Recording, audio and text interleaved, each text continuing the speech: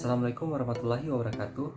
Perkenalkan, nama saya Reva Krio Andara, NIM J1A119066 dari Universitas Haloleo, Fakultas Kesehatan Masyarakat Konsentrasi K3 Angkatan 2019. Baik, di sini saya akan menjelaskan ringkasan dari Jurnal Kesehatan Masyarakat tentang pengolahan sumber air di Desa Jawisari, Kecamatan Limbangan, Kabupaten Kendal. Sekarang kita masuk pada pendahuluan. Air merupakan salah satu sumber daya alam yang memiliki fungsi sangat penting bagi kehidupan manusia, serta untuk memajukan kesejahteraan umum, sehingga air merupakan modal dasar dan faktor utama pembangunan. Kebutuhan manusia akan air sangat kompleks, antara lain untuk minum, masak, mandi, mencuci, atau bermacam-macam cucian, dan sebagainya. Rata-rata kebutuhan air di Indonesia adalah 60 liter per kapita per hari, yang meliputi untuk kebutuhan mandi sebesar 30 liter, mencuci 15 liter, masak 5 liter, kemudian untuk kebutuhan minum 5 liter, dan lain-lainnya itu 5 liter. Keadaan tersebut dipengaruhi oleh adanya musim, karena pada musim kemarau dimungkinkan kebutuhan menurun seiring menurunnya persediaan air yang ada. Sedangkan proporsi air di dalam badan mencapai sekitar 70% dari berat badan dan berada di bagian tubuh yang sangat vital. Pada otak terdapat sekitar 90%, di organ jantung 75%, di paru-paru sekitar 86%, di hati 86%, ginjal itu 83%, pada otot terdapat 75%, dan di komponen darah sekitar 90%, tulang itu 22%, gigi 75%. Kekurangan air dapat menyebabkan dehidrasi dan dapat mendatangkan penyakit kematian. Sekarang kita masuk pada metode penelitian. Metode penelitian ini menggunakan metode penelitian kualitatif dengan metode pengambilan data melalui focus group discussion atau biasa disingkat FGD, dan pengukuran kualitas air yang dilakukan di Desa Jawisari, Limbangan, Kabupaten Kendal. Penelitian difokuskan untuk melihat keadaan sumber air serta perilaku pengolahan yang telah dilakukan oleh perangkat desa serta warga masyarakat Jawisari, Limbangan, Kabupaten Kendal. Data yang didapat berupa data kualitatif dan kuantitatif. Hasil yang didapat kemudian dianalisis secara kualitatif dengan 3 langkah pokok, yaitu pertama, reduksi data, kedua, penyajian data, ketiga, penarikan kesimpulan dan verifikasi. Sekarang kita masuk pada hasil dan pembahasan. Subjek dalam fokus group discussion terdiri atas 11 orang responden dari masyarakat Desa Jawisari, Kecamatan Limbangan, Kabupaten Kendal.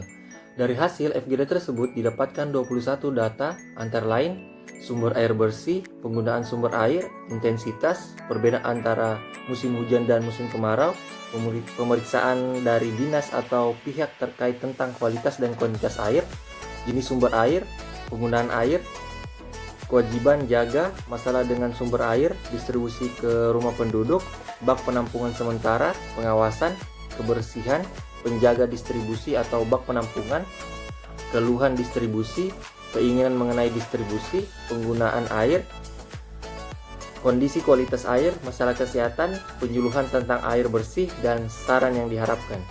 Sumber air yang bisa digunakan oleh masyarakat Jawisari cukup banyak. Di antaranya adalah dari Kali Aji, Kali Seronto, Kali Jaran, dan Kali Jaro.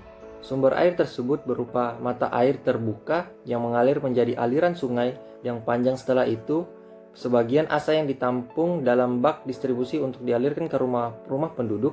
Khusus Kali Seronto langsung ditampung ke dalam bak, kemudian dialirkan menggunakan pipa pralon ke hasil pemeriksaan kualitas air. Berikut di samping ini adalah tabel hasil pengukuran kualitas air Desa Jawisari. Debit sumber air Desa Jawisari pada musim kemarau lebih sedikit daripada musim hujan, tetapi air pada musim kemarau lebih bersih daripada musim hujan. Debit air saat ini masih dirasakan cukup untuk memenuhi kebutuhan masyarakat walaupun tidak melimpah seperti 10 tahun yang lalu. Jika musim kemarau cukup lama, kadang terjadi rebutan di antara warga. Menurut masyarakat, kondisi air berubah sesuai musim. Saat musim hujan, air menjadi bau karena ada sampah. Saat dimasak, masih ada kotoran dan endapan, walaupun bukan berupa kerak berwarna kuning yang menandakan adanya besi. Hal ini diperkuat dari hasil pemeriksaan laboratorium kualitas fisik kimia.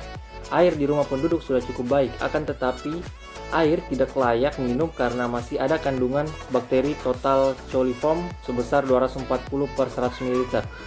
Masalah kesehatan yang muncul hanya berupa sakit perut, dan mereka menyadari akibat kebiasaan mereka suka minum air mentah. Hal ini sesuai dengan Soemirat bahwa perilaku masyarakat dalam memperlakukan air akan mempengaruhi transmisi penyakit berbasis air, diantaranya diare.